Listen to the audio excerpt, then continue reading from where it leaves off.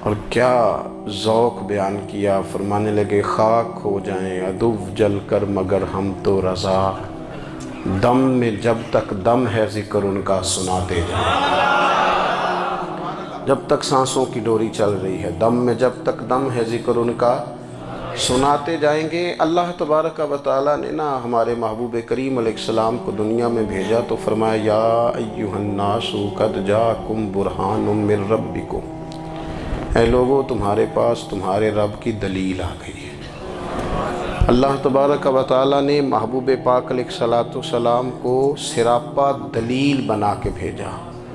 باقی انبیاء کرام علیہم السلام کے پاس بھی اپنی نبوت کے دلائل کے طور پر بے شمار معجزات تھے، اور حضور کریم علیہ السلام کے تو پورے وجود کو ہی اللہ نے معجزہ بنایا ہے۔ اور نبی پاک صلی اللہ تعالیٰ علیہ وآلہ وسلم کی نبوت کی دلیلیں، حضور کے رسالت کے مستحکم دلائل جگہ جگہ آپ کو ملیں گے۔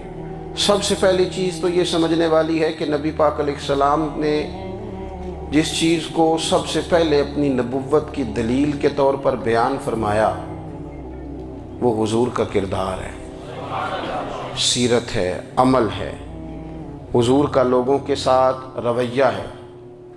نبی پاک علیہ السلام کی تبلیغ کے 3 دور ہیں۔ ایک تو حضور نے اپنے قول سے تبلیغ فرمائی ہے، وہ 40 سال کی عمر سے محبوب نے اعلان فرمایا اور تبلیغ کی۔ اور ایک نبی پاک صلی اللہ تعالیٰ علیہ وسلم بالواسطہ حضور کی تبلیغ ہے جو آج تک جاری ہے۔ امت کے علماء، مشائخ، مبلغین حضور کے دین کو آگے پھیلا رہے ہیں، تو دراصل یہ بھی تبلیغ رسول پاک علیہ السلام ہی کی تبلیغ۔ اور ایک حضور کی تبلیغ کا دور ہے، حضور کی پیدائش سے لے کر ولادت مبارکہ سے لے کر حضور علیہ السلام کے اعلان نبوت تک۔ اس دوران نبی پاک نے جو تبلیغ فرمائی ہے وہ اپنے کردار سے فرمائی ہے۔ عرب کا وہ معاشرہ جو بڑا میلا کچیلا گدلا ہو چکا تھا، جس کے اندر سراسر مادہ پرستی کا زور تھا، جس کے اندر لوگ انسانوں کی خرید و فروخت کرتے تھے، جس کے اندر بیٹیوں کو زندہ دفن کر دیتے تھے، جس کے اندر جو آدمی جتنا زیادہ مضبوط ہوتا تھا اتنا زیادہ لٹیرا بن جاتا تھا، اس معاشرے کے اندر رسول کریم علیہ السلام نے 40 سال گزارے، اور اس طرح گزارے کہ جو بیگانے بھی تھے وہ بھی کہا کرتے تھے یہ صادق ہیں، یہ امین ہیں۔ اور جب حضور نے اعلان نبوت کیا تو فرمایا، یہ قرآن مجید کے لفظ ہیں، فرمایا فَقَدْ لَبِثْتُ فِيكُمْ عُمَرًا مِّن قَبْلِهِ أَفَلَا تَعْقِلُونَ،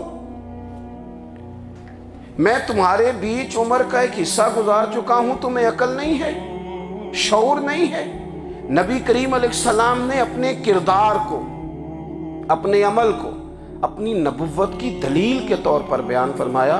وہ تو حضرت حلیمہ بھی فرماتی ہیں نا، جب میں نبی کریم علیہ السلام کو اپنے گھر لے گئی تو میرا اپنا بچہ بھی دودھ پیتا تھا، 2 میرے بیٹے ہو گئے، ایک میری یہ نسبی اولاد اور حضور میری رضائی اولاد۔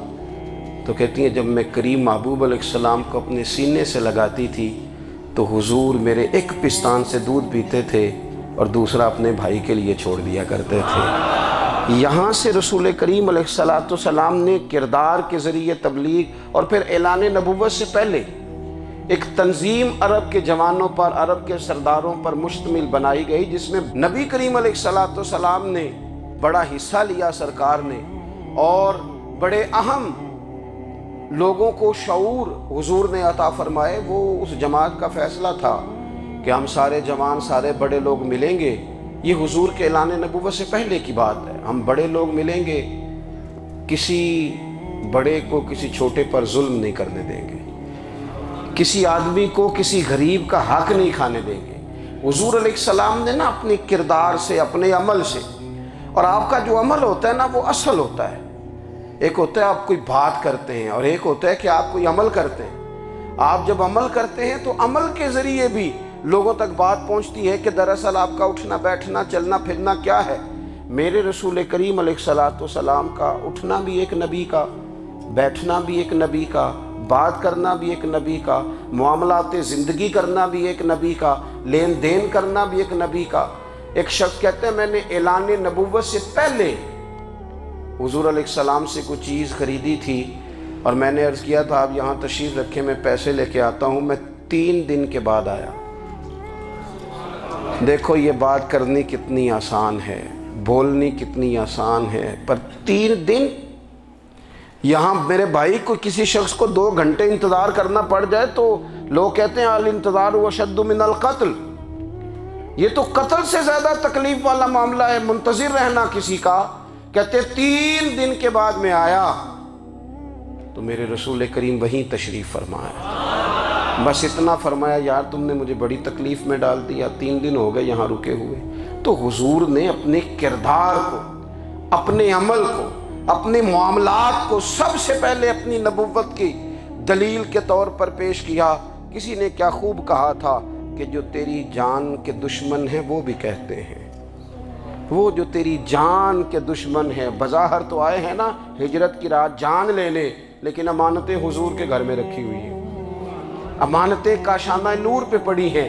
وہ جو تیری جان کے دشمن ہیں وہ بھی کہتے ہیں کہ امین تو ہے اور صداقت کی آبرو تو ہے، امین بھی تو ہے، صداقت کی آبرو تو ہے۔ تو پہلے کردار۔ پھر دوسری بات، اللہ تعالیٰ نے اپنے محبوب علیہ السلام کو اپنا مطلق نائب بنا کر، اپنا محبوب اعظم بنا کر، ویسے ہی سارے انسانوں کے بارے میں کہا وَإِذْ قَالَ رَبُّكَ لِلْمَلَائِكَةِ إِنِّي جَاعِلٌ فِي الْأَرْضِ خلیفہ، میں زمین میں اپنا نائب بنانے والا ہوں۔ لیکن حضور علیہ السلام تو محبوب ہے نا، حضور کی نیابت تو محبوبیت کے درجے پر فائز ہے۔ تو رسول پاک کو رب کریم نے اس طرح کا بنا کے بھیجا کہ حضرت عبداللہ ابن رواحہ رضی اللہ تعالیٰ عنہ بیان فرماتے ہیں کہ اگر حضور کوئی معجزہ نہ بھی دکھاتے، نبی کریم علیہ السلام سے کوئی اعجاز لوگ نہ بھی دیکھتے، تو محبوب کا تو چہرہ ہی اس طرح کا تھا، لوگوں نے دیکھتے جانا تھا اور کلمہ پڑھتے جانا تھا۔ لیکن باوجود اس کے میرے رسول پاک کا اعجاز یہ ہے، کمال یہ ہے کہ حضور کبھی اشارہ کر دیں تو چاند 2 ٹکڑے ہو جائے، کبھی دعا مانگ دیں تو ڈوبا ہوا سورج واپس آ جائے، کبھی محبوب گزرنے لگے تو پتھر آپ پر سلام پڑے، کبھی حضور پہاڑ پر چڑھ جائیں تو پہاڑ وجد میں آ کر جھومنے لگے، محبوب کا کبھی نماز پڑھاتے ارادہ بن جائے تو اللہ تعالیٰ قبلے کا رخ ہی تبدیل فرما دے۔ کیا خوبصورت سوچ ہے اور کیا نظریہ دیتے ہیں بریلی کے امام۔ فرماتے ہیں اجابت کا جوڑا عنایت کا صحرا، دلہن بن کے نکلی دعائے محمد، اور اجابت نے جھک کر گلے سے لگایا بڑی ناز سے جب دعائے محمد۔ دیکھو خدا کی رضا چاہتے ہیں دو عالم، خدا چاہتا ہے رضائے محمد صلی اللہ تعالی علیہ وسلم۔ اور ایک مقام پہ فرماتے ہیں نائب دست قدرت پہ لاکھوں سلام، نائب دست قدرت پہ لاکھوں سلام۔ تو اللہ تعالیٰ نے نبی پاک صلی اللہ تعالی وسلم کو جو اعجاز۔ پھر ایک اور بات، حضور امی ہے، دنیا میں آ کر محبوب نے کسی سے پڑھا ہی نہیں۔ میرے محبوب نے جتنا پڑھا ہے رب کریم سے ہی پڑھا ہے۔ الرحمن علم القرآن خلق الانسان، رحمان نے قرآن سکھایا پھر انسان بنایا۔ اللہ تبارک و تعالیٰ کی بارگاہ کرم سے حضور نے لیا۔ رسول کریم امی ہیں، یہ بھی حضور کی نبوت پر ایک بڑی دلیل۔ دیکھو ایک ہوتا ہے کوئی آدمی بچپن سے ہی کسی چیز سے شغف رکھے اور جب اس کی عمر بڑی ہو جائے تو کہتے ہیں اس کا تجربہ بڑا ہو گیا ہے، یہ پہلے کچھ شعر کہتا تھا، کوئی ادبی جملہ کہتا تھا، تو اب اس کی یہ کام کرتے کرتے عمر بڑی ہو گئی ہے تو رسوخ حاصل ہو گیا۔ 40 سال کی عمر مبارک تک نبی کریم نے ایک شعر بھی نہیں کہا۔ حضور علیہ السلام نے کبھی کوئی ایسی بات، ویسے تو حضور کی ہر بات حکمت والی، لیکن جس کو عرب کے لوگ اپنے لہجے میں شاعری یا اپنے لہجے میں ادب کہتے تھے وہ حضور نے بیان نہیں فرمایا۔ لیکن جب 40 سال کی عمر میں اعلان نبوت کیا تو پھر بڑے بڑے فصیح و بلیغ، بڑے بڑے سیانے طفیل بن عمر کہتے ہیں کہ اس شخص کو بھی میں نے دیکھا جسے بڑا ناز تھا اپنی فصاحت اور بلاغت پر، اور جب وہ حضور کے پاس آیا اور اس نے آ کے کچھ باتیں کی تو محبوب خاموشی سے سنتے رہے، اور جب وہ چپ کر گیا تو میرے کریم نے صرف سورہ فاتحہ پڑھی۔ کبھی اٹھتا تھا، کبھی بیٹھتا تھا، کبھی غور کرتا تھا، کبھی دائیں جاتا تھا، کبھی بائیں جاتا تھا، پھر کہنے لگا بتاؤ نا کلام کس کا ہے؟ فرمایا اس رب کا، اس رب کا، اس رب کا جس کا میں رسول بن کے آیا ہوں۔ نبی کریم صلی اللہ تعالیٰ علیہ وسلم امی ہیں، لیکن حضور نے کائنات کے رازوں سے پردے ہٹا دیے، نبی کریم نے جینے کے سلیقے بتا دیے، حضور نے ہر شخص کو اس کے مقصد حیات سے آگاہ کر دیا۔ نبی کریم علیہ السلام نے وہ فلسفہ حیات بیان کیا کہ لوگوں کو صرف جینے میں مزہ نہیں آیا، مرنے میں بھی مزہ آنے لگا۔ لوگ آگے بڑھ بڑھ کے جانیں پیش کرنے لگے، اپنی اولادیں قربان کر، جو فلسفیوں سے کھل نہ سکا اور نکتہ وروں سے حل نہ ہوا، وہ راز ایک طیبہ والے نے بتلا دیا چند اشاروں میں۔ محبوب کریم امی ہیں، لیکن حضور نے اس طرح دنیا کو سکھایا، اس طرح دنیا کو پڑھایا، اس طرح حضور نے علم کے چراغ اور دیپ روشن کیے کہ قیامت تک جسے روشنی ملے گی نا، اسے صرف دروازہ مصطفیٰ سے ملے گی، اسے رسول کریم علیہ السلام کے در دولت سے ملے۔ کچھ لوگوں نے کہا کہ یہ اپنے پاس سے آیات بنا کے لاتے ہیں، اپنے گھر میں بیٹھ کے دعوے کر لینا تو کوئی مشکل کام نہیں نہ ہوتا، سارے لوگ ہی کر لیتے ہیں۔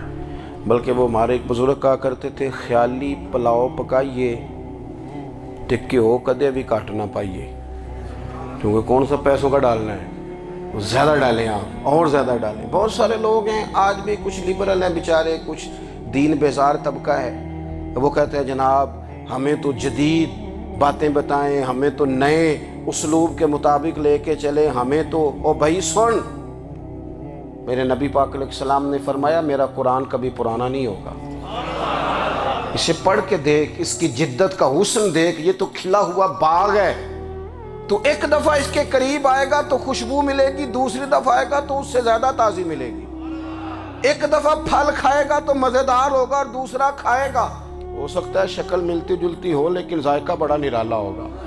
تو تو صحیح نا، جب کچھ لوگوں نے کہا یہ خود سے بنا کے آیات لاتے ہیں تو فرمایا وَإِن كُنتُمْ فِي رَيْبٍ مِّمَّا نَزَّلْنَا عَلَىٰ عَبْدِنَا فَأْتُوا بِسُورَةٍ مِّن مِّثْلِهِ،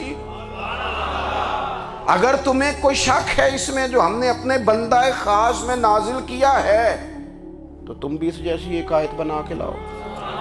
اور چلو چیلنج کھلا ہی دے دیا، فرما وَادْعُوا شُهَدَاءَكُم مِّن دُونِ اللَّهِ، اللہ اور اللہ والوں کو چھوڑ دو، تفسیری ترجمہ عرض کر رہا ہوں، یعنی صحابہ کو چھوڑ دو، حضور کے ماننے والوں کو چھوڑ دو، باقی ساری دنیا کے کافر اکٹھے ہو جاؤ، ایک آیت بس قرآن جیسی لے کے آؤ، ایک آیت لے کے آؤ، ان کنتم صادقین، اگر تم سچے ہو۔ جوانوں سنو،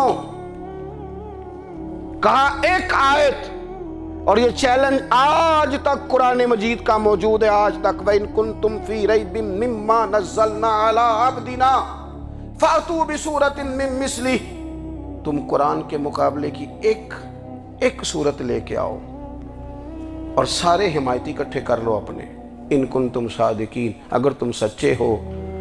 جواب تو ادھر سے آنا تھا نا، لیکن کائنات کے رب نے جواب بھی خود دیا، فرمایا فَإِن لَّمْ تَفْعَلُوا وَلَن تَفْعَلُوا، اگر تم نہ لا سکے، اور فرمایا تم لا سکتے بھی نہیں، اگر تم نہ لا سکے اور تم لا سکتے بھی، نہ خنجر اٹھے گا نہ تلوار تم سے، یہ بازو میرے آزمائے ہوئے ہیں، وَلَن تَفْعَلُوا، تم لا بھی نہیں سکتے، فَاتَّقُوا النَّارَ الَّتِي وَقُودُهَا النَّاسُ وَالْحِجَارَةُ، پھر اس آگ سے ڈر جاؤ جس کا ایندھن آدمی اور پتھر ہے، اُعِدَّتْ لِلْكَافِرِينَ، بنائی کافروں کے لیے، بنائی مومنوں کے لیے تو رب نے جنت بنائی ہے، اُعِدَّتْ لِلْكَافِرِينَ، یہ دوزخ اللہ نے کن کے لیے بنائی ہے؟ اُعِدَّتْ لِلْكَافِرِينَ کہتا ہے کافر کے لیے بنایا۔ تو اللہ تبارک و تعالیٰ نے میرے رسول پاک صلی اللہ تعالیٰ علیہ وسلم کو وہ کتاب عطا فرمائی، اور پھر حضور کی فصاحت و بلاغت، معرفت، دیکھو ایک ہوتا ہے گھنٹوں باتیں کرنا، ایک ہوتا ہے کئی والیم پر مشتمل، کئی جلدوں پر مشتمل کتب کا لکھنا، اور ایک ہوتا ہے کسی بندے کا ایک بات کرنا اور سامنے والے کی طبیعت کو اتنا جگا دینا کہ کہ اگلی بات فوراً ہی اس کی سمجھ میں آ جائے۔ اور حضور نہ کسی کی انا کو نہیں جگاتے تھے۔ ہم بعض اوقات کسی سے خطاب کرتے ہیں، بات کرتے ہیں تو سامنے والے کی انا کو جگا دیتے ہیں، ٹھیس پہنچاتے ہیں، وہ کہتا ہے چل پھر تگڑا ہو جا میں بھی آیا۔ حضور انا نہیں جگاتے تھے، میرے نبی پاک ضمیر جگاتے تھے تاکہ وہ شخص فیض حاصل کر سکے، اسے کچھ ملے۔ نبی کریم کا جو انداز تکلم ہے وہ اس طرح کا ہوتا تھا کہ انسان خود بخود کھل اٹھتا تھا کہ مطلب یہ بات ہونے کیا لگی ہے، مطلب حضور کیا فرمانے لگے۔ نبی کریم صلی اللہ تعالی علیہ وسلم ایک دن محبوب کریم نے صحابہ کے پیچھے حضور کی فصاحت و بلاغت دیکھے، فرمایا محبوب نے کتنا نادان ہے وہ شخص جو اپنے ماں باپ کو گالی دے۔ کھلی ہو گئی لوگوں کی آنکھیں، کان کھڑے ہو گئے کہ یا رسول اللہ کون ایسا بدبخت ہے جو ماں باپ کو گالی دے گا۔ تو اب جب سوالات ذہنی سطح پر پوری طور پر ابھر گئے نا، تو اب رسول کریم نے بات سمجھائی۔ یہ ہے فصاحت و بلاغت، تیرے آگے ہیں یوں دبے لچے فصحاء عرب کے بڑے بڑے، کوئی جان منہ میں زبان نہیں بلکہ جسم میں جان نہیں۔ یا رسول اللہ کون ایسا نالائق ہے جو ماں باپ کو گالی دے۔ اب جب ذہنی سطح یہاں تک ابھر آئی تو اب حضور نے سمجھایا، فرمایا جب تم کسی کے ماں باپ کو گالی دو گے نا تو وہ بھی تو جواب میں تمہارے ماں باپ کو دے گا نا، تو فی نفس ہی یہ تم نے خود ظلم کیا ہے اپنے ماں باپ پر۔ کیوں تم نے ایسا لہجہ اختیار کیا کہ جس سے سامنے والے کی انا جاگ جائے اور وہ تمہارے مقابلے میں آ کر کے کھڑا ہو جائے؟ کیوں تم نے اس طرح کے انداز اختیار کیے کہ جس سے سامنے والا بھی سارے پنجے کھڑے کر کے باہر نکل آئے اور کہے آ جاؤ پھر میں بھی میدان میں حاضر ہوں۔ رسول کریم کی فصاحت بلاغت دیکھیں نا، حضور دو چار جملوں میں ساری بات سمجھا جاتے ہیں۔ ایک حدیث پاک اگر ہماری سمجھ میں آ جائے، ایک روایت نبی پاک صلی اللہ تعالی علیہ وسلم نے فرمایا خوبصورت مسلمان وہ ہے جو بے مقصد باتوں کو چھوڑ دے۔ لو اس سے پوری زندگی سجائی جا سکتی ہے، ایک جملے سے پوری زندگی سواری جا سکتی ہے، کوئی لمبی چوڑی باتوں میں جانے کی ضرورت نہیں۔ کہا خوبصورت مسلمان یہ ہے جو بے مقصد باتوں کو چھوڑ دے، لا یعنی باتوں کو، کیا کہتے ہیں ہمارے دیہات کے لوگ، جڑے پنڈ جانا نہیں اودا راہ پوچھنے دی۔ لیکن آج کل لوگ باز آندے یعنی جس بات کا بالکل تعلق نہیں نا وہ بات بھی کرتے جاتے ہیں، جس کا شعبہ ہی نہیں وہ بھی چھلانگ لگا کے اس میں آ جاتا ہے۔ ہم اپنا وقت ضائع کرتے ہیں، اپنی صلاحیتیں ضائع کرتے ہیں، اپنا نقصان کرتے ہیں۔ ہم اپنا کام صحیح کر کے نہیں کرتے اور دوسری ساری دنیا کو ٹھیک کرنا چاہتے ہیں۔ او بھائی آپ جس جگہ جس شعبے سے تعلق رکھتے ہیں آپ اپنے معاملات میں مضبوطی پیدا کریں۔ حضور نے اپنی فصاحت کے ساتھ بلاغت کے ساتھ لوگوں کو قائل کیا، اور قرآن مجید کی تاثیر کا یہ اثر میرے کریم رسول نے دکھایا کہ رات کو جب حضور بیٹھ کے قرآن پاک پڑھتے تھے نا، جب یاسین والے نبی خود یاسین کی تلاوت کریں، جب طٰہٰ والے محبوب خود طٰہٰ کی تلاوت کریں، غور کرو نا جب مدثر والے محبوب خود ان جملوں کو ادا کریں، یعنی جن کے بارے میں آیت آئی ہے جب وہی یہ آیت پڑھیں کہ اِنَّا أَعْطَيْنَاكَ الْكَوْثَرَ، یعنی جن کا ذکر ہو رہا ہے جب وہ یہ بات کریں کہ یا ایھا النبی اِنَّا أَرْسَلْنَاكَ شَاہِدًا وَمُبَشِّرًا وَنَذِیرًا لِتُؤْمِنُوا بِاللَّهِ وَرَسُولِهِ وَتُعَزِّرُوهُ وَتُوَقِّرُوهُ وَتُسَبِّحُوهُ بُكْرَةً وَأَصِیلًا، جن کے بارے میں آیت آئی ہے جب وہ یہ کہہ رہے ہوں کہ وَرَفَعْنَا لَكَ ذِکْرَكَ، جب وہ کہہ رہے ہوں وَالضُّحَىٰ وَاللَّيْلِ إِذَا سَجَىٰ، ذرا اس کیفیت کو دیکھیں جب محبوب خود پڑھ رہے ہوں، اور جو حضور پر آئی ہیں اس کا ذائقہ، اس کا لطف، اس کا انداز بھلا کیا ہوگا۔ حضور جب رات کو پڑھتے تھے نا قرآن پاک تو جو پکے کافر تھے نا، ابو جہل جیسے لوگ، وہ بھی جھاڑیوں میں چھپ چھپ کے مدینے والے کی تلاوت سنا کرتے تھے، حضور کی تلاوت سنا کرتے تھے۔ یہی بہتر ہے کہ پردوں میں وہ پردہ پوش رہے، وہ اگر پردے ہٹا دے تو کسے ہوش رہے۔ رسول کریم علیہ السلام کی تلاوت کا سننا، قریب جانا، یہ اعجاز ہے۔ حضرت فاروق اعظم کہتے ہیں میں طبیعت کا بڑا ڈاڈا تھا، مزاج کا بڑا سخت تھا، زندگی ہمیشہ ڈٹ کر گزاری، باتوں پر کھڑا رہنا آتا تھا، پر جب میری بہن نے مجھے چند آیتیں سنائی نا تو میں تڑپ ہی گیا. گھروں آیا سا مار مقامنے نو ہن مینو مار دے لے چلو. اوے متے عمر دی عمر برباد ہو جائے جتھے عمر سوار دے لے چلو. یہ اعجاز ہے رسول کریم صلی اللہ تعالیٰ علیہ وسلم پر نازل ہونے والی کتاب کا. پھر حضور نے خبریں دی, نبی پاک نے خبریں دی. حضور نے فرمایا روم فتح ہوگا, وہ ہوا.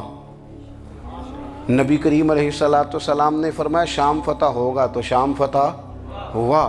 فرمایا ایران فتح ہوگا, تو ایران فتح ہوا. سراقہ بن مالک کہتے ہیں ایک گاؤں پر بھی مسلمانوں کی حکومت نہیں تھی, ایک گاؤں پر. حضور مکہ مکرمہ سے نکل رہے تھے, مدینہ طیبہ تشریف لے جا رہے تھے. ابھی راستے میں تھے, میں 100 سرخ اونٹوں کے لالچ میں معاذ اللہ حضور کو گرفتار کرنے پہنچ گیا. محبوب نے حکم دیا, حضور کا معجزہ میں نے آنکھوں سے دیکھا. میرا گھوڑا زمین میں دھستا چلا گیا. میں نے معافی مانگی, حضور نے معاف کر دیا. میں نے سمجھا اچانک ہو گیا ہے. یہ منوانا بھی بڑا مشکل کام ہے. شجر و حجر پہچان گئے, انسان کی نظروں میں شاکی رہا. یہ کچھ ایسے لوگ ہیں جن کو منوانا توبہ توبہ, ماننے کو تیار نہیں. دیکھ دیکھ کے بھی ماننے کو تیار ہے نہیں, ماننے کو تیار ہی نہیں. کہتے ہیں کہ میں نے پھر چاہا آگے بڑھنا, تو پھر زمین کے اندر میرے گھوڑے کے پیر دھنسنے لگے. پھر معافی مانگی. کریم تیرے معاف کرنے کی ادا پہ بھی قربان جائیں. یہ نہیں فرمایا کہ تو بار بار یوں ہی کرتا ہے, فرمایا معافی مانگتا ہے, جا میں نے معاف کیا. کہتے ہیں 3 دفعہ میں آگے بڑھا, 3 دفعہ حضور نے معاف کیا. تو مسکرا کے فرمانے لگے تو یہاں مجھے گرفتار کرنے آیا ہے, وہ کیسر روم کا علاقہ فتح ہوگا. وہ کنگن جو پہنتا ہے نا ہاتھوں میں, بادشاہ کے کنگن معروف ہیں, وہ تیرے ہاتھوں میں آئیں گے. اللہ کرے آپ سمجھیں. یہ جو لوگ ڈری ڈری سہمی اور ہمارے بچے مایوسی کی معاذ اللہ باتیں کرتے ہیں, وہ دیکھیں حضور کس طرح کی گفتگو فرماتے ہیں. ابھی ایک گاؤں پر بھی اسلام کی حکومت نہیں, لیکن حضور کا خبر دینے کا انداز. کریم فرمانے لگے وہ کیسر روم کے جو کنگن ہوں گے وہ تیرے ہاتھوں میں آئیں گے.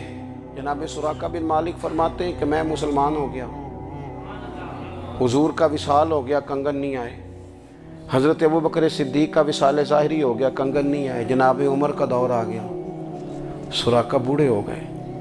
کوئی بندہ پوچھتا نا کہ اب تو عمر ڈھل گئی ہے, زندگی کا پتہ نہیں. کہنے لگے نہیں میں نہیں جاتا,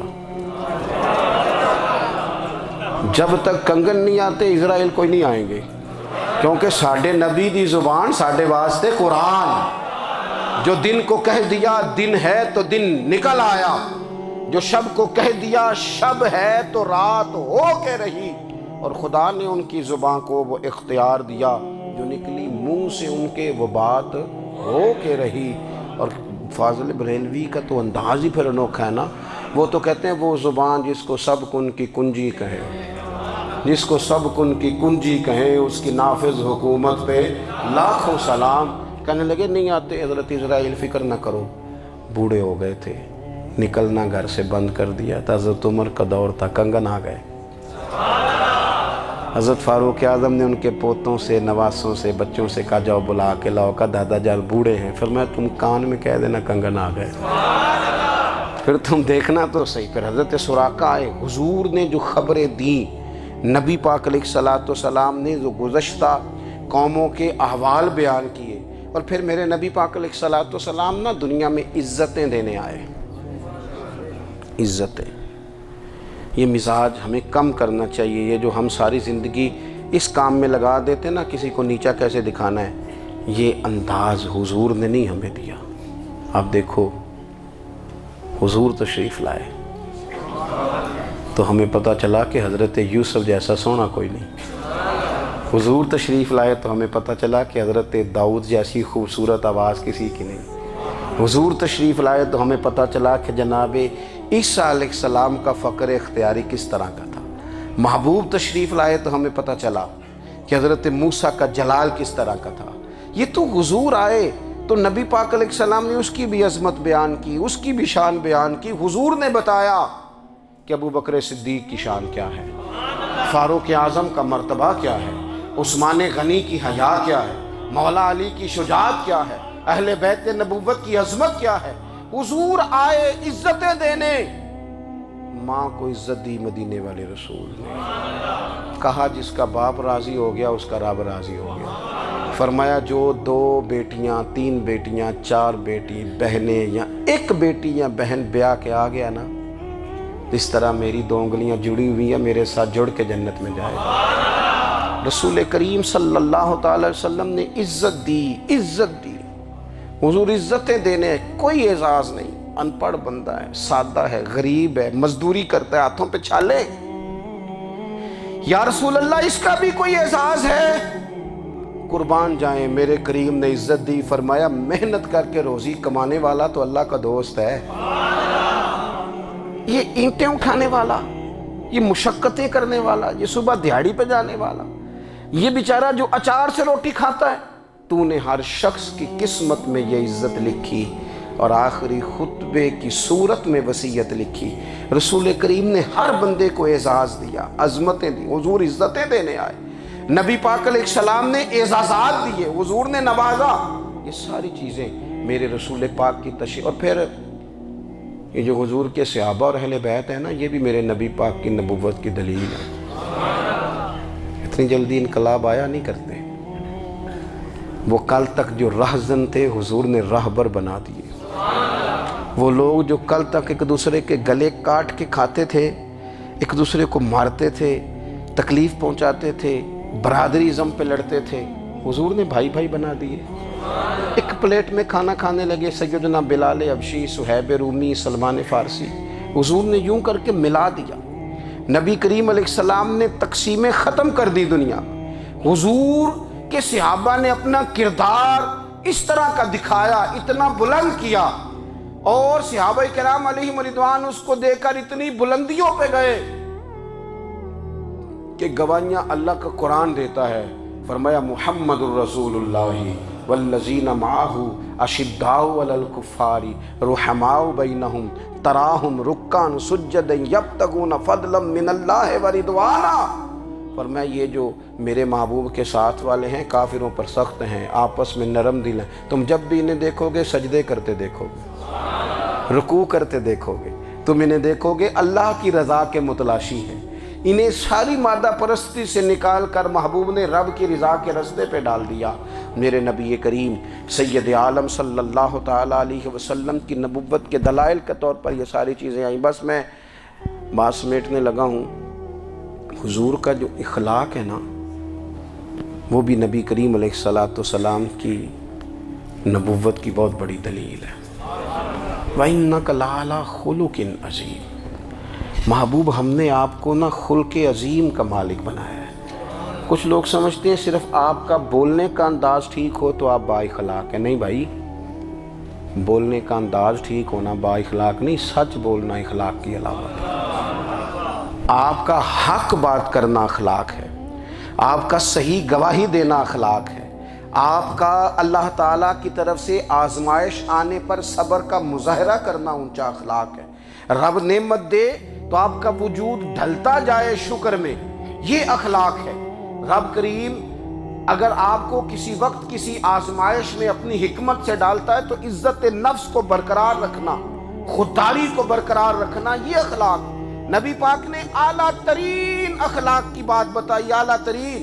حضور نے لوگوں سے بیعت لیتے وقت کہا تھا میرے ہاتھ پر بیعت کرو، چوری نہیں کرو گے۔ نبی پاک علیہ السلام نے مختلف امور پر بیعت لی۔ حضرت حکیم بن حزام کہتے ہیں حضور نے میرے ہاتھ پہ ہاتھ رکھ کے کہا میرے ہاتھ پہ ہاتھ رکھ کے بیعت کرو کہ کسی دنیا دار سے سوال نہیں کرو گے، خودداری سے زندگی گزارو گے، عزت نفس سے جو رب نے تمہیں دیا ہے تم اس پر راضی رہو گے۔ لوگوں کی جیبوں کو ٹٹولنا، دوسروں کی دولتوں پہ راج کرنا، دوسروں کے مال پر نگاہیں ڈالنا اللہ کے حبیب نے پسند نہیں فرمایا۔ فرمایا بیعت کرو کہ تم کبھی کسی سے سوال نہیں کرو گے۔ حد ہو گئی۔ نبھانے والوں نے پھر اس عہد کو نبھایا اور کمال کر دی۔ حضرت حکیم بن حزام گھوڑے پہ بیٹھے تھے، ہاتھ میں درہ تھا، وہ زمین پہ گر گیا، قریب غلام کھڑا تھا۔ حضرت حکیم بن حزام خود گھوڑے سے اترے، درہ اٹھایا، دوبارہ گھوڑے پہ بیٹھے۔ غلام عرض کرنے لگا حضور مجھے بتا دیتے، میں اٹھا کے دے دیتا۔ آنکھیں چمک اٹھیں، فرمانے لگے کیسے بتا دیتا؟ اپنے رسول سے وعدہ کیا ہے کبھی کسی سے سوال نہیں کروں گا، کبھی سوال نہیں کروں گا۔ اللہ کے محبوب نے ہمیں اعلیٰ اخلاقی قدروں کی بات ہمیں سکھائی ہے۔ ہم دیکھتے ہیں کہ بڑی جلدی 2 4 5 لوگوں کے غصہ دلانے پر ہم ساری اخلاقی حدوں کو کراس کر جاتے ہیں۔ دوستو، ہمارا ایک ویژن ہونا چاہیے، ہمارے ذاتی رویے بڑے معتبر ہونے چاہیے، لین دین کے معاملات کے اندر مسلمانوں کو بڑا صاف ستھرا ہونا چاہیے۔ ہمیں اپنی معاشی زندگی میں روزمرہ کے معاملات میں ہماری توجہات کا مرکز صرف اللہ رسول کی ذات ہونی چاہیے۔ رب کریم نے اپنی حکمت سے کسی کو کتنا دیا ہے یہ اس کی حکمت کے تقاضے ہیں۔ ہمیں اس نے جس رنگ میں جس حال میں رکھا ہے ہمیں اپنے رب کی رضا پر بہت زیادہ مطمئن ہونا چاہیے۔ اچھا، پھر ایک اور بات، جن چیزوں کو ہم نے دکھ بنایا ہے نا، یہ تو وہاں دکھ تھا ہی نہیں۔ مہینہ مہینہ چولہا نہیں جلا، لیکن کسی جگہ اظہار غربت ہے حضور کی اولاد پاک کا یا صاحب کا یا ازواج کا۔ مہینہ مہینہ چولہا نہیں جلا، لیکن یہ اخلاق عالیہ کا حسن دیکھو۔ اپنے گھر مہینہ مہینہ چولہا نہیں جلا، جو مانگنے آیا اسے جھولی بھر کے عطا فرمایا، کوئی دروازے سے خالی نہیں گیا۔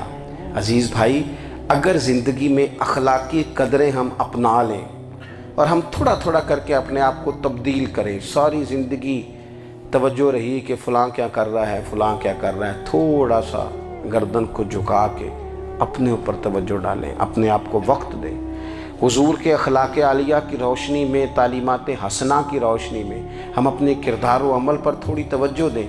اس وقت بہت بڑی تعداد میں امت مسلمہ ہے، اور ایسا نہیں ہے کہ دولت نہیں ہے، دولت سے بھی سرشار ہیں۔ ہمارے ہاں بڑے بڑے انجینئر ہیں، بڑے بڑے ڈاکٹر ہیں، لیکچرار ہیں، ہمارے پاس بڑے بڑے ہاسپٹل ہیں، بڑا کچھ ہے، لیکن کردار و عمل کے بادشاہ، اپنی زندگی تقوی کی روشنی میں گزارنے والے، ان لوگوں کی تعداد کم ہے۔ اگر کوئی آج بھی سارے کام نیک کرے لیکن جائیداد میں سے بیٹی کا حق رکھ جائے، پھر اس نے کیا میلاد منایا ہے؟ اگر آج بھی جو 2 4 لوگ بیچارے اس کے زیر دست ہیں، ملازمین ہیں، ان کے ساتھ اس کا رویہ انتہائی سخت ہو تو اس نے کیا میلاد منایا؟ اگر آج بھی وہ برادری ازم کی بنیاد پر دوستیاں کرے اور چھوٹے بڑے کی وہ تقسیم رکھے، جسے حضور نے فرمایا کہ قبیلے تو تعارف کے لیے، ورنہ کسی عربی کو اجمی پر، گورے کو کالے پر کوئی فضیلت نہیں۔ اگر کوئی آج بھی اس برادری ازم کا قائل ہے، پھر اس نے کیا میلاد منایا؟